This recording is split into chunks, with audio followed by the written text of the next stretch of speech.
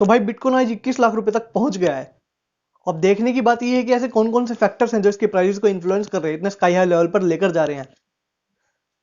तो मैं थोड़ा पास्ट में जाता हूँ और ये देखते हैं कि जब ये बिटकॉइंस मार्केट में नए नए आए थे उस टाइम लोगों का क्या बिहेवियर था, क्या माइंडसेट था इसको लेकर।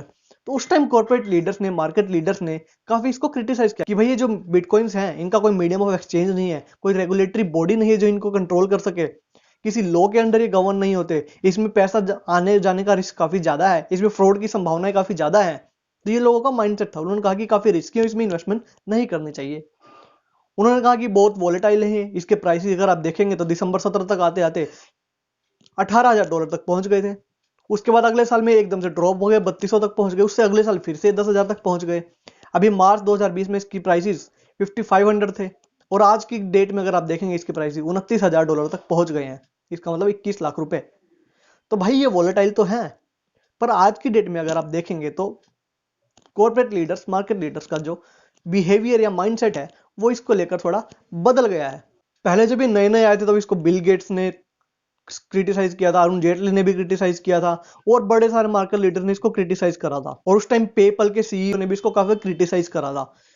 पर अगर आज की डेट में अगर आप देखेंगे तो पेपल ही इसको ज्यादा प्रमोट कर रहा है। उन्होंने ऑलरेडी इसमें ट्रेडिंग करने की सुविधा दे दी है कि आप इसमें बाइंग और सेलिंग कर सकते हैं पेपल का यूज करके। पर उन्होंने ये भी कहा है कि अगले साल से हम इसको मीडियम ऑफ एक्सचेंज के नजरिए से भी देखेंगे। मतलब अगर आपको किसी मर्चेंट को पेमेंट करनी है किसी गुड्स एंड सर्विसेज की, तो आप उसको पेमेंट की वजह बिटकॉइन भी पे कर सकते हैं अगर वो एक्सेप्ट करता है तो ये सुविधा भी वो अगले साल से देने की सोच रहे हैं। इसका मतलब वो इसको काफी प्रमोट कर रहे हैं। और यूएस में बड़ी बड़ी कॉर्पोरेट बॉडीज ने इसमें काफी इन्वेस्टमेंट करी और काफी अच्छे खासे आज उनकी नेटवर्क भी हो गई है उससे। यूएस की दो बॉडीज हैं कॉर्पोरेट बॉडीज, एक माइक्रो स्ट्रेटेजी एंड एक स्क्वेयर। इन्होंने इन्वेस्टमेंट करी थी, माइक्रो स्ट्रेटेजी ने $425 मिलियन की इन्वेस्टमेंट करी इसी साल, और उसकी वैल्यूएशन अगर आप देखेंगे आज के डेट में $900 मिलियन से भी ऊपर जा चुकी है। मतलब डबल से भी ऊपर जा चुकी है उसकी वैल्यूएशन। इसी तरह स्क्वेयर ने भी $50 मिलियन की इन्वेस्टमेंट करी थी, उसकी वैल्यू भी आज $125 मिलियन के अराउंड जा चुकी है। तो आप देख सकते हैं कि कितना ज्यादा रिटर्न उनको मिला है अपनी इन्वेस्टमेंट के ऊपर। तो लोगों का माइंडसेट चेंज हो रहा है इसको लेकर, लोग इसको एक्सेप्ट करने लगे हैं अब।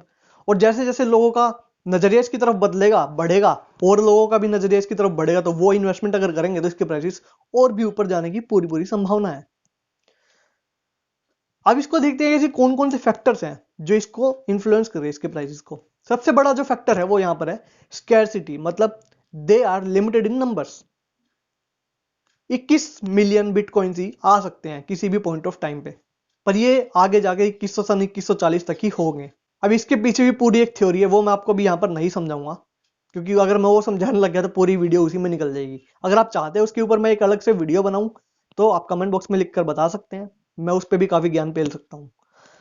तो कहने की बात यह है कि आज की डेट में जो बिटकॉइन इन एग्जिस्टेंस है वो 18.5 मिलियन के अराउंड है। अब मैं आपको बताता हूँ कि बिटकॉइन आखिर जनरेट कैसे होते हैं। देखिए, मैं आपसे कहता हूँ कि मैं आपको एक बिटकॉइन सेंड करना चाहता हूँ अपने वॉलेट से, तो मैं क्या करता हूँ, ट्रांजेक्शन होकर करता हूँ अपने एक्सचेंज से कि एक बिटकॉइन मैंने आपको ट्रांसफर कर दिया। अब जैसे ही मैं वो ट्रांजेक्शन होकर करूंगा तो वो सीधा आपके अकाउंट में नहीं जाएगी। पहले क्या होगा, वो एक पूल बना होता है वहां पर, ट्रांजेक्शन पूल।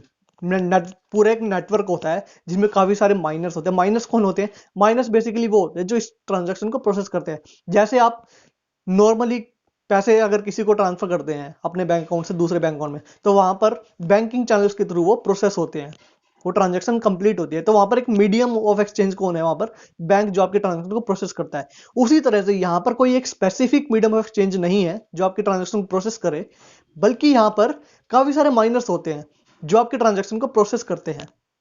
और जैसे ही जो भी माइनर इसको प्रोसेस कर देता है उसको बिटकॉइंस मिल जाते हैं। हाँ, इसी तरह बिटकॉइन जनरेट होते हैं। ये बिटकॉइन का सिलसिला शुरू हुआ था सन 2009 से। इसमें ऐसा था कि 4 साल, पहले 4 सालों तक 50 बिटकॉइन मिलेंगे एक ब्लॉक ऑफ ट्रांजेक्शन को कंप्लीट करने के लिए। फिर उसके अगले 4 साल में ये आधे होते जाएंगे, 4 4 साल में। मतलब कि 2009 से 13 के बाद 13 से 16 तक ये बिटकॉइंस 25 मिलेंगे हर माइनर को एक ब्लॉक कंप्लीट करने पर। उसके अगले 4 सालों में 12.5 मिलेंगे, और अभी जो 4 पीरियड का ब्लॉक चल रहा है उसमें 6.25 बिटकॉइंस मिलते हैं किसी भी माइनर को एक ब्लॉक कंप्लीट करने के लिए।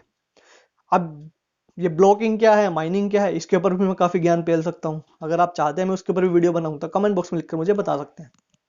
तो इस तरह से मार्केट में आते हैं बिटकॉइंस। अब मार्केट में आने के बाद क्योंकि इनकी जो सप्लाई है वो लिमिटेड है, हर 4 साल में इनकी सप्लाई जो है वो लिमिटेड हो जाती है। लिमिटेड होने की वजह से क्या हो रहा है, अब पहले क्या होता था, पहले इसकी सप्लाई ज्यादा थी, डिमांड कम होती थी। पर अब जैसे जैसे लोगों का नजरिया इसकी तरफ बदल रहा है तो सप्लाई इसकी कम है, डिमांड लोग ज्यादा करे जा रहे हैं। डिमांड ज्यादा है, सप्लाई कम है, तो प्राइसेस ऑटोमेटिकली इसके बढ़ते जा रहे हैं। एक और फैक्टर है कोविड, क्योंकि कोविड ने काफी सारे स्टिमुलस पैकेजेस अनाउंस कर रहे हैं गवर्नमेंट्स ने, जिसकी वजह से लोग, और यहाँ पर इन्वेस्टमेंट की अच्छी अपॉर्चुनिटीज भी नहीं है लोगों के पास, तो हैजिंग का फायदा उठाने के लिए लोग इसकी तरफ भी अट्रैक्ट हो रहे हैं। जैसे कि गोल्ड की तरफ भी अट्रैक्ट हो रहे हैं लोग, इसकी तरफ भी अब लोग अट्रैक्ट हो रहे हैं। जो बड़े बड़े मिलियनियर्स हैं, बिलियनियर्स हैं, वो इसमें ज्यादा इन्वेस्ट कर रहे हैं पैसा, तो डिमांड बढ़ रही है तो इसके प्राइसेस काफी बढ़ रहे हैं, क्योंकि दूसरी इन्वेस्टमेंट अपॉर्चुनिटीज की तरफ अट्रैक्ट नहीं हो रहे ना लोग। एक और फैक्टर है, कोविड ने डिजिटल रिवॉल्यूशन को काफी बढ़ावा दिया है, जिसकी वजह से लोग डिजिटलाइजेशन, मोड ऑफ ट्रांजैक्शन की तरफ भी ज्यादा अट्रैक्ट हो रहे हैं, तो इससे भी उसकी डिमांड में काफी फर्क पड़ रहा है और भी उसके प्राइसेस इंक्रीज हो रहे हैं। एक और फैक्टर है, जो बैंकिंग चैनल्स के थ्रू आप अपने बैंक अकाउंट्स को लिंक कर सकते हो इसके एक्सचेंजेस से, जिससे क्या होगा कि आप एक बिटकॉइन को खरीदने के लिए आप अपने कैश को बड़े आसानी से यूज कर सकते हैं। पहले इस तरह की सुविधाएं अवेलेबल नहीं होती थी, क्योंकि बैंक्स ने तो इनको बोल दिया था, इंडियन बॉडीज ने तो इसको बोल दिया था कि ये इलीगल है बिटकॉइंस, पर सुप्रीम कोर्ट ने इसको बोला कि ये इलीगल नहीं है, लीगल है। उसकी वजह से अब आप अपना पैसा भी बैंक में जो हो उसको यूटिलाइज कर सकते हैं खरीदने के लिए।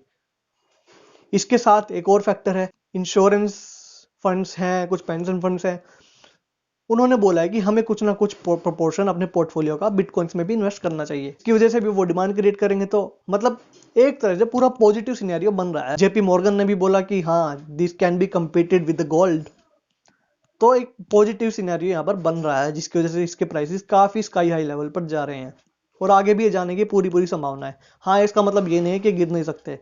हमने देखा था 2017 में इसके $18,000 पे थे, उसके अगले साल ये गिरकर 32 पर पहुंच गए थे। तो अगर आप इसमें इन्वेस्टमेंट करना चाहते हैं तो ये आपका रिस्क है, क्योंकि इसमें कोई मीडियम ऑफ एक्सचेंज नहीं है, कोई रेगुलेटरी बॉडी नहीं है।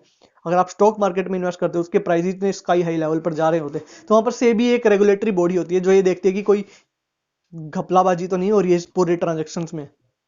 तो यहाँ पर ऐसी कोई बॉडी नहीं है जो इसके ऊपर मॉनिटर कर सके। तो it is completely your risk. अगर आप इसमें इन्वेस्ट करना चाहते हैं तो आपको देखना पड़ेगा कि आप पूरा रिस्क उठाने के लिए तैयार हैं या नहीं है।